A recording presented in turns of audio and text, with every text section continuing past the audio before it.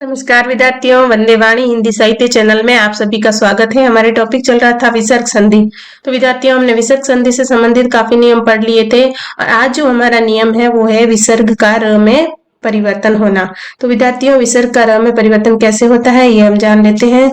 इसका नियम पढ़ते हैं कि यदि विसर्ग से पहले अ या आ के अतिरिक्त कोई अन्य स्वर हो तथा बाद में कोई स्वर या किसी वर्ग का तीसरा, चौथा, पांचवा वर्ण या य, र, ल, व, ह में से कोई वर्ण हो तो संधि होने पर विसर्ग जो है र में बदल जाएगा। और यदि बाद वाले पद में कोई स्वर ध्वनि हो तो उसका मात्रा रूप जो है वो र में मिल जाएगा। और यदि बाद वाले पद में व्यंजन ध्वनि हो तो र जो है रेफ र में यानी कि ऊपर की साइड जो है व्यंजन के ऊपर लग जाएगा। इस प्रकार रूप में जो है लिखा जाएगा।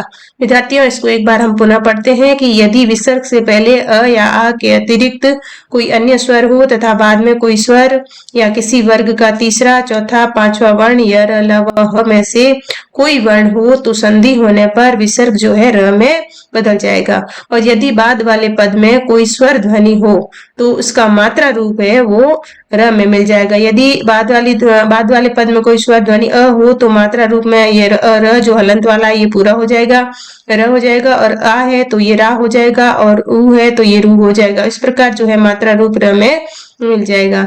और यदि बाद वाले पद में व्यंजन ध्वनि हो तो र जो है रेफ रूप में लिखा जाता है, यानी कि ऊपर की साइड इसकी मात्रा लग जाती है। तो विद्यार्थियों, इसके उदाहरण देख लेते हैं, इससे हमें समझ में आ जाएगा कि ये सर्ग में परिवर्तन किस प्रकार होता है। तो ये है दुह धन अवस्था। तो विद्यार्थियों, यहाँ पे देखो विसर्ग है और विसर्ग के बाद में क्या है, अ है। तो अ है यानी कि स्वर है।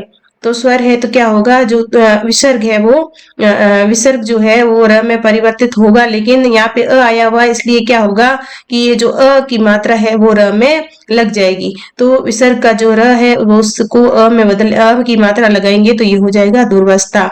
अब है दुह धन गम। यहाँ पे देखो दुह है मतलब दू के बाद में विसर्ग है और इधर है व्यंजन गम, यानी कि ग आया हुआ है तो क्या होगा, विसर्ग की जो मात्रा होगी र बनेगा विसर्ग का वो इस ग के ऊपर लग जाएगा, यानी कि रेफ रूप जो है र का वो यहाँ पे आ जाएगा। अब विद्यार्थियों, निह धन अर्थक। यहाँ पे देखो निह में क्या है, विसर्ग के बाद में क्या आया है, अ आया है, यानी कि हमें नियमानुसार पता है कि कोई भी स्वर आने पर क्या होता है, र का जो है वो स्वर रूप जो है उसमें मिल जाता है, यानी कि इसमें र आया है विसर्ग का, इसमें अ मिल जाएगा तो ये निरर्थक हो जाएगा। बाकी जो अर्थक लिखा हुआ था वैसा का वैसा हो जाएगा और ये र पूरा हो जाएगा। अब दुह धन उपयोग, इसमें क्या है विद्यार्थियों, यहाँ पे विसर्ग के बाद में क्या आया है, स्वर आया है, यानी कि जो विसर्ग का र बनेगा उसमें ऊ की मात्रा मिल जाएगी तो ये हो जाएगा आपके दुरुपयोग।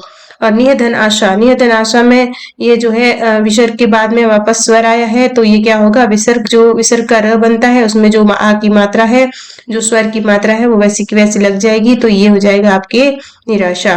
और दुह धन आग्रह, इसमें भी क्या है विद्यार्थियों, विसर्ग के बाद में स्वर आया है और विसर्ग का जो र बना है उसमें आ की मात्रा मिल गई तो ये आपके हो जाएगा दुराग्रह।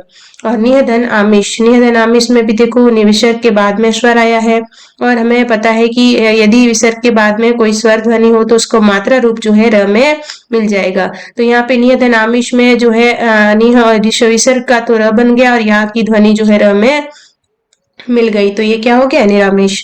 और निधन अपवाद, इसमें विसर्ग का र बन गया और इसमें अ की ध्वनि मिल गई, ये बन गया निरपवाद। और निधन अपराध में भी क्या बन गया, विसर्ग का र बना और उसमें अ जो है मिल गया तो ये निरपराध बन गया।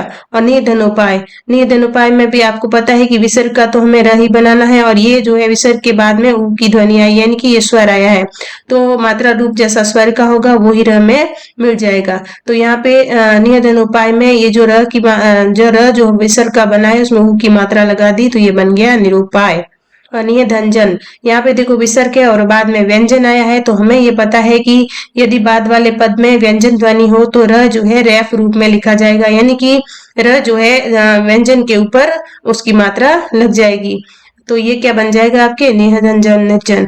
आशी धनवाद, आशी धनवाद में भी देखो विद्यार्थियों यहाँ पे आशी के बाद में जो है वह आया, यानी कि विसर्ग के बाद में व्यंजन आया है तो हमें क्या करना है, कि विसर्ग का र बनाना है और यहाँ पे बाद में व्यंजन आता है तो र को रेफ रूप में लिखा जाता है, तो ये हो जाएगा आपके आशीर्वाद।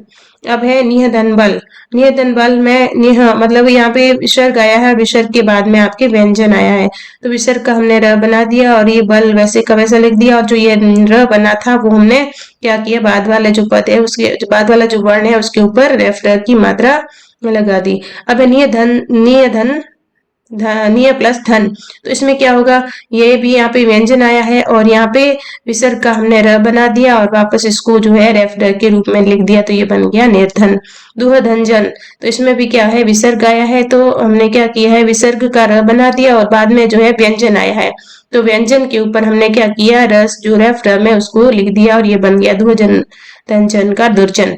और यजु धनवेद, यहाँ पे भी देखो विद्यार्थियों, यहाँ पे विसर्ग आया और उसके बाद में व्यंजन आया है, तो हमें विसर्ग का र बनाना है और जो र है उसको व्यंजन आया है तो रेफर र के रूप में ऊपर लिख देना है, तो ये हमने यजुर्वेद लिख दिया। आयु धनवेद, इसमें भी यहाँ पे देखो प्रथम पद में विसर्ग आया, द्वितीय पद में व्यंजन आया है, तो व्यंजन आता है तो ध्वनि जो होती है हमारे र की ध्वनि रेफ रूप में लिख दिया जाता है इसको, तो आयु धनवेद का हो जाएगा आपके आयुर्वेद। और दुह धन ग, यहाँ पे भी देखो विसर्ग आया है उसके बाद में व्यंजन आया है, तो विद्यार्थियों विसर्ग का हमने बना दिया र और ये जो ग आया है व्यंजन, इसके ऊपर हमने जो है रेफर र की मात्रा लगा दिए। तो विद्यार्थियों आज के लिए इतना ही, अगले क्लास में हम विसर्ग जो संधि है उसके संबंधित अन्य नियम जो होंगे उनके बारे में पढ़ेंगे। धन्यवाद।